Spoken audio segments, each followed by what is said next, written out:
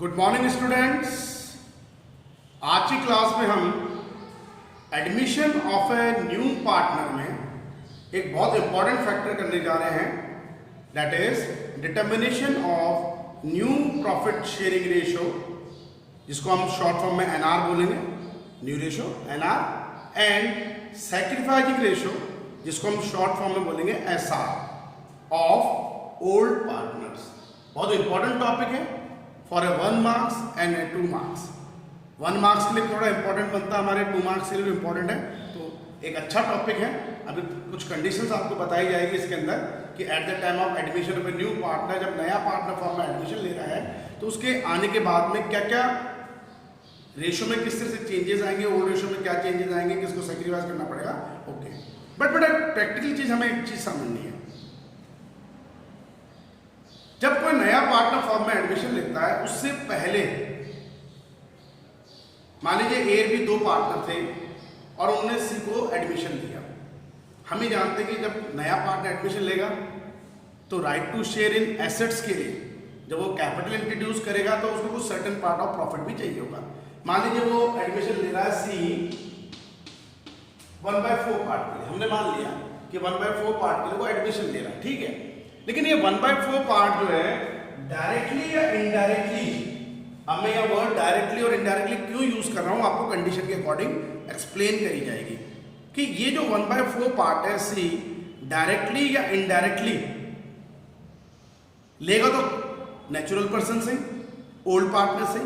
तो हम ये बोल सकते हैं कि at the time of admission of a new partner, old partner surrendered a certain share of profit of their profit या old ratio, कि अब न्यू पार्टनर के एडमिशन लेने के बाद में ओल्ड पार्टनर को कुछ अपना पार्ट जो है, सर्टन पार्ट जो है अपने पार्ट में से न्यू पार्टनर के फेवर में सेक्रीफाइस करना पड़ेगा।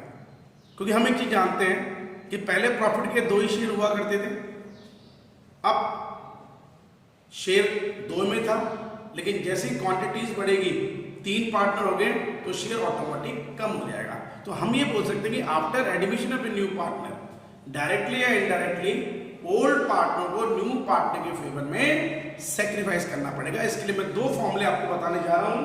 अगर मैं फॉर 1 मार्क्स हम एक फॉर्मूला देखें तो हमें एक चीज ध्यान रखनी पड़ेगा, 3 ratio at the time of admission of new partner हमारे काम आते हैं। सबसे पहला ओल्ड रेशियो, जिसको मैं शॉर्ट फॉर्म में OR भी बोल सकता हूं। After admission of new partner old partners का मुझे निकालना पड़ेगा न्यू रेशियो, जिसको हम NR भी बोल सकते हैं शॉर्ट फॉर्म में। And number 3 and final directly indirectly old partner को न्यू पार्टनर के फेवर में सेक्रीफाइस करना पड़ेगा, दैट इज सेक्रीफाइस रेशियो। तो कहने का मतलब हमारा क्या हो गया, जब भी कोई नया पार्टनर फॉर्म में एडमिशन लेगा तो हमें ये 3 रेशियो का पता होना जरूरी होता है। अब इसमें भी कंडीशन हम डाल दें, old ratio of old partner is always given. ये आपको हमेशा गिवन होगा। कैसे?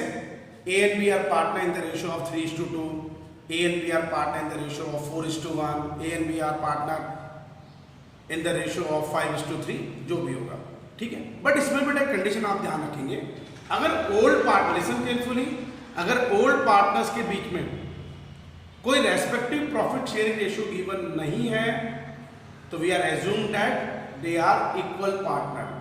अगर ओल्ड पार्टनर्स के बीच में कोई प्रॉफिट शेयरिंग रेशियो गिवन नहीं होता है तो हम क्या एज्यूम करेंगे, they are equal partner. That means old ratio तो ऑलवेज गिवन है। अगर आपको ओल्ड पार्टनर का ओल्ड रेशियो गिवन नहीं तो आप उसको इक्वल ही मानेंगे। अब सबसे इंपॉर्टेंट चीज, हमें या तो अकॉर्डिंग टू कंडीशन ये कैलकुलेट करना पड़ेगा, न्यू रेशियो कैलकुलेट करना पड़ेगा, या अकॉर्डिंग टू कंडीशन हमें सेक्रीफाइस कैलकुलेट करना पड़ेगा। या तो हमें न्यू रेशियो कैलकुलेट करना पड़ेगा या हमें सेक्रीफाइस रेशियो कैलकुलेट करना पड़ेगा। अब वो कंडीशन क्या है, ये सबसे इंपॉर्टेंट फैक्टर है जो अभी इसके बाद में मैं एक फॉर्मूला लिखा दूं, उसके बाद में डिस्कस करेंगे। नंबर 1, मान लीजिए मैंने न्यू रेशियो निकाल लिया अकॉर्डिंग टू कंडीशन, तो ओल्ड रेशियो और न्यू रेशियो को कंपेयर करके मैं क्या निकालूंगा, सैक्रिफाइस रेशियो। तो अगर मेरे एक फॉर्मूला में यूज करूं to find out sacrifice ratio,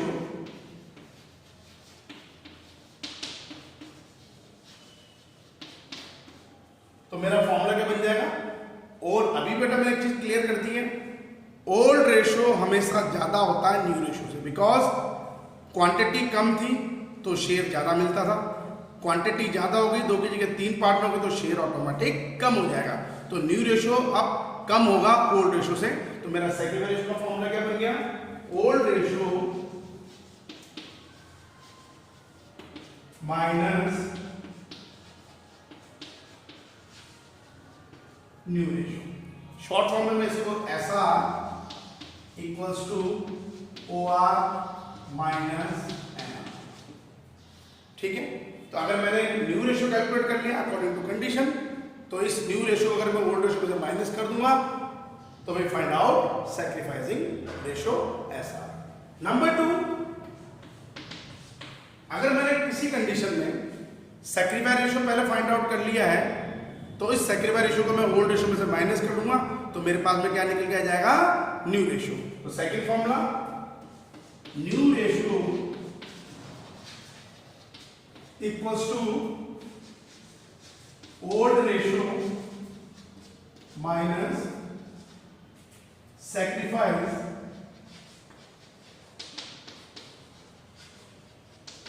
ratio. That means NR equals to OR minus SR, ठीक है।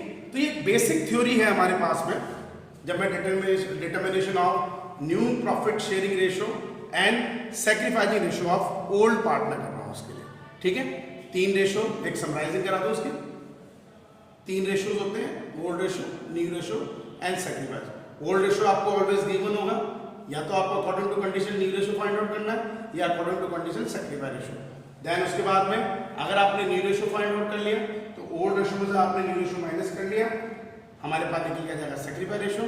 और अगर हमें पहले सैक्रिफाइस रेशियो पता लग गया है तो ओल्ड रेशियो में मैं सैक्रिफाइस माइनस कर दूंगा तो निकल के जाएगा न्यू रेशियो। ओके, अब इसको कंडीशन को क्लियर करने के बाद में अब हम क्लियर करने जा रहे हैं कंडीशंस, 6 कंडीशन। नॉर्मली जब कोई नया पार्टनर फर्म में एडमिशन लेता है तो उस कंडीशन में जो आप न्यू रेशियो और सैक्रिफाइस रेशियो की कंडीशन मानेंगे कैलकुलेशन की, या तो एनआर निकालना या एसआर निकालना है, तो हम जनरली इसको 6 कंडीशन अपने कन्वेंट के लिए, अपनी सुविधा के लिए हम मान रहे हैं कि सर इसके हम अलग अलग 6 कंडीशंस लेके चलेंगे। ओके, अब आज जो अपन टॉपिक करेंगे, पहले मैं इसको थ्योरिकल फॉर्म में आपको एक्सप्लेन करूंगा, उसके बाद में हम प्रैक्टिकल फॉर्म में इसको पॉइंट टू पॉइंट क्लियर करेंगे लाइव क्लासेस के अंदर भी और हमारी यूट्यूब वीडियो।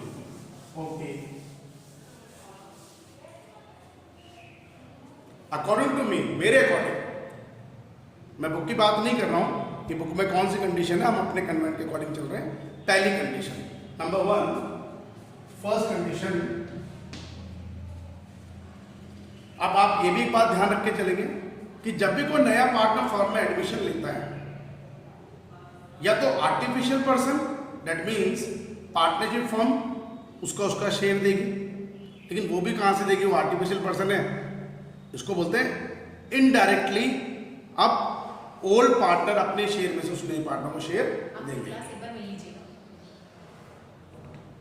ओके, ठीक है, हम वो मान लेंगे। तो कंडीशन क्या होगी हमारे पास में? एक नॉर्मल वे में अगर मैं चल रहा हूं तो मैं एक कंडीशन ये मान के चलूंगा कि अगर पहली कंडीशन के अकॉर्डिंग मैं चलूं तो आर्टिफिशियल पर्सन ने न्यू पार्टनर को उसका शेयर दिया है, लेकिन इनडायरेक्टली जो न्यू पार्टनर को शेयर कौन देगा? आर्टिफिशियल पर्सन के भी यहाँ पे ओल्ड पार्टनर देते हैं, नेचुरल पर्सन देते हैं। It is a condition number 1, जिसको हम बोलेंगे when the new partner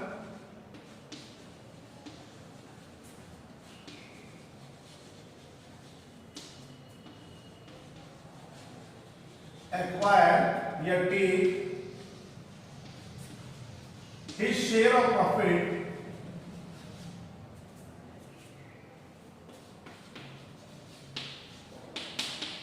out of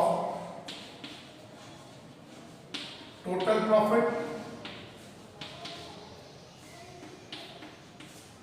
firm profit और फ्यूचर प्रॉफिट। ये होगी हमारी कंडीशन नंबर 1। इसको हम बाद में एक्सप्लेन करेंगे, पहले अभी मैं आपको कंडीशंस क्लियर करा दूं। नंबर 2, अब 2 से लेके 3, 4, 5, 6 सारी कंडीशन में हम ये मानेंगे directly. First condition indirectly, old partner ने अपने न्यू पार्टनर को सर्टेन शेयर दिया है, और कंडीशन 2 to 6 सब कंडीशन में हम डायरेक्टली ये मानेंगे कि अब ओल्ड पार्टनर न्यू पार्टनर का शेयर डायरेक्टली उसको सेक्रीफाइस करेंगे। तो उसको हम क्या बोलेंगे, when the new partner acquire his share in equally from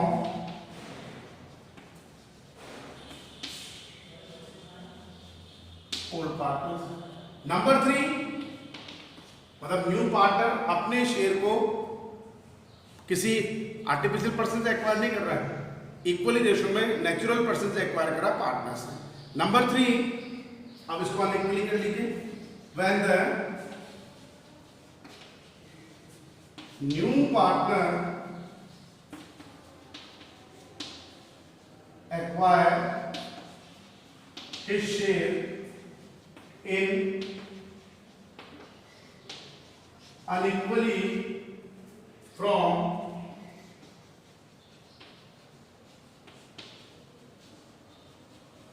old partners।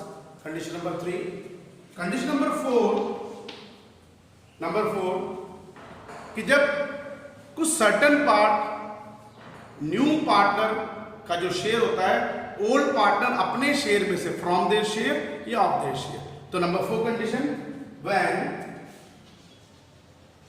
Old partner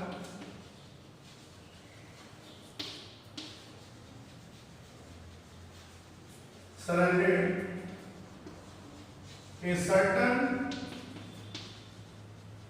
share of profit, 5 condition ही करेंगे, profit from or of their share in the favor of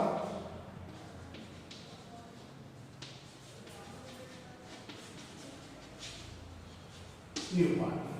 and number 5 and final, तो इस point number 4 को हम 2 सब point में ले लेंगे, इसलिए 4 के 2 पॉइंट हो जाएंगे, तो ये एक ही कंडीशन ए बी करके हम चला लेंगे। नंबर 5 एंड फाइनल जो हमारा पॉइंट है वो है कि when only one old partner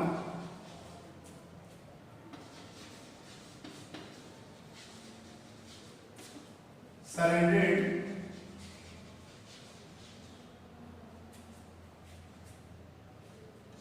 in the favor of